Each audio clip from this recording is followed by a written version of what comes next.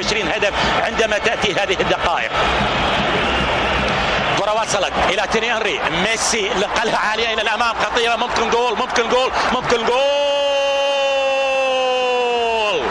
جول. نعم عند الدقيقة 17 من ميسي وأنري، ميسي وأنري من ميسي وأنري. تيري أنري يتقدم ويسجل هدف التعادل مباشرة.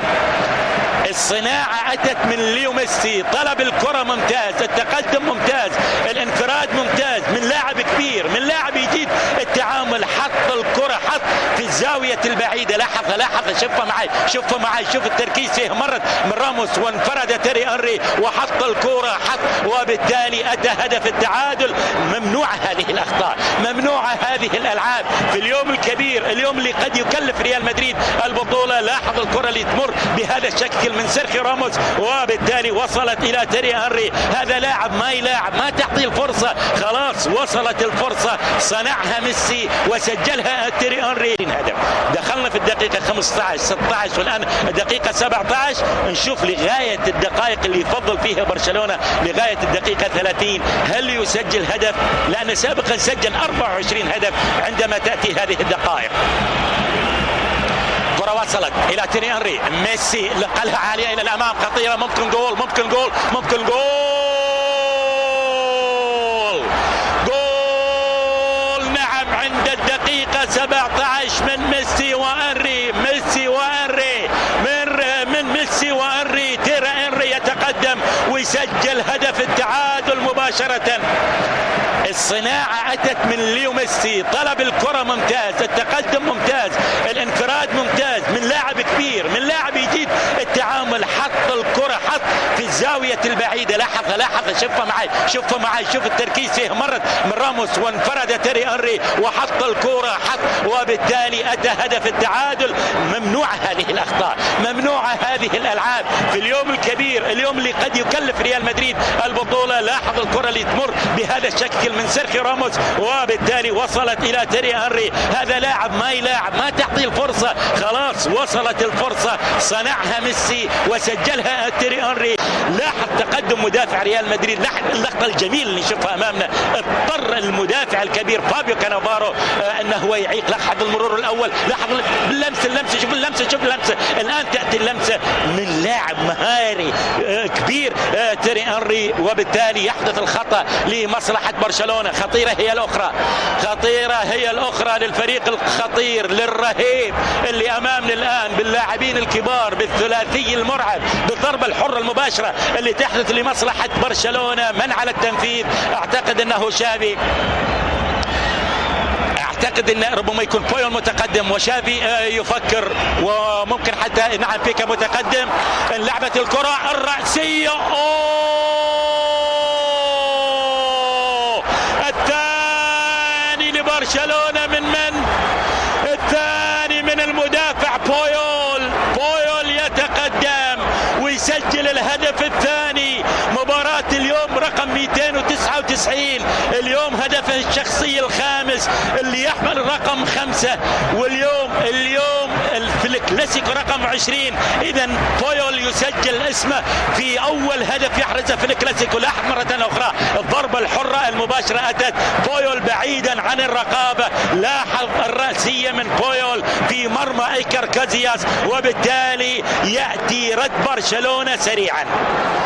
الرد أتى سريعا، مو بالتعادل ولكن بالتعادل وبتسجيل الهدف الثاني من الكبير بويول في مباراة رقم اللي يمتع. برشلونة الذي يضرب بقوة، برشلونة الذي يسجل الأهداف. برشلونة الآن واصل إلى تسجيل 96 هدف قابلة للزيادة. والله ممكن يعني مثلا في يعني هذه المباراة أو المباريات الأربع المتبقية يصل إلى الهدف رقم 100. لاحظ الخطأ بيعطيه، ممكن يسجل إذا أعطى جول، إذا أعطى الجول جول. هم محتاجين هدايا، هم ما يبون هدايا أصلا، هم ما يبغون هدايا لأنهم قادرين على صنع الهدايا. تأتي هدية وتأتي هفوة وأمام لاعب آخر ما يلاعب من البرشا من ليو ميسي، يحطها حاط وبالتالي يسجل الهدف الهدف لاحظ هم ما يحتاجون الهدايا. لاحظ الكرة السابقة اللي افتكت من لاسانا ديارة، لاحظ مرة أخرى، شوف الضغط من شافي وصلت إلى ميسي يسجل الهدف الثالث. 3 أهداف لبرشلونة وهدف لريال مدريد. لاحظ هم ما يبغون هدايا، هم يصنعون الهدايا، هم يصنعون الأهداف، ما بالك أن تأتي الهدية وتأتي ردة الفعل هنا من غوارديولا. بوجود الهداف الأول في الليغا اللي عنده 27 هدف، واللاعب الذي يتألق في الكلاسيكو صامويل إيتو، لأن لعب 7 كلاسيكو وعنده 4 أهداف حاضرا مع برشلونة. ممكن يقول كلمة، ممكن جدا مثلا صامويل إيتو في أي لقطة من اللقطات، وحتى في هذه اللقطة، لأن انفراد جول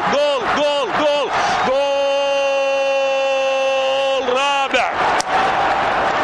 ياهي ردة الفعل السريعة، ياهي من ردة فعل سريعة مباشرة. تيري أوري يسجل الهدف الرابع.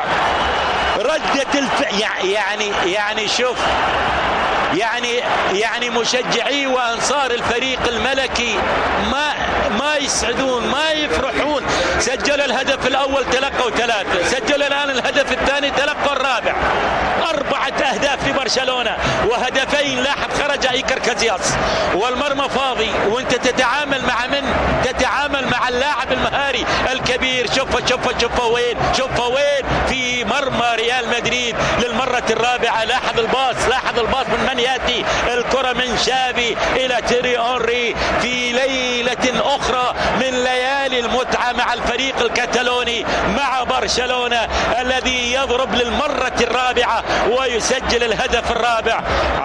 ولكن الخيارات حاضرة عند المدرب طبعا غوارديولا.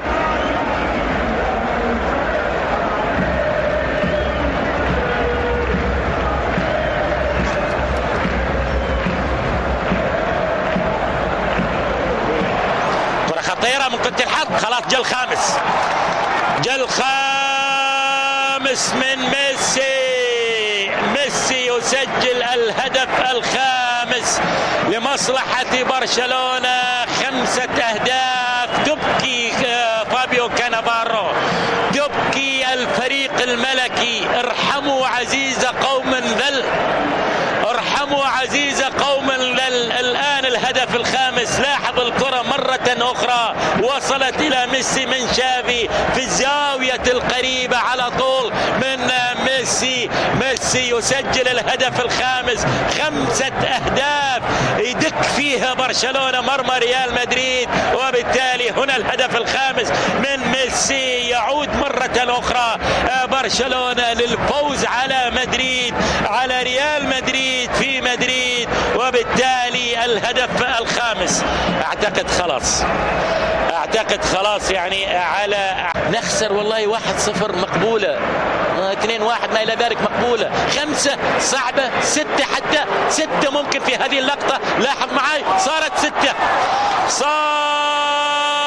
6 لبرشلونة. 6 أهداف، نصف درزن من الأهداف يحرزها برشلونة في مرمى ريال مدريد. خلاص ريال مدريد عليه أن يستسلم، وعليه أن يرفع الراية، وعليه أن يقدر ويفهم ويدرك، وعلى أنصاره ومشجعيه أن يغادروا أرض الملعب ويغلقوا الهواتف ويغلقوا كل وسائل الاتصال ويشوفون لهم مكان ما في حديث فيه عن كرة القدم. طبعا هنا لا بورتا ولا أدري كيف الأمسية سوف تكون للرئيس المؤقت اللي هو فيسنتا بولودا، لأن على مرمى ومشاهدة ومتابعة عشاق الفريق الملكي في سانتياغو برنابو والعالم أجمع، ملايين عشاق الفريق الملكي يبكون دما الآن في هذه اللحظات وهم يشاهدون الفريق الكبير، سيد الأندية في القارة الأوروبية، سيد البطولة الأسبانية، وهو يسقط درزا من الأهداف على معقلة في سانتياغو برنابو. هذه النتيجة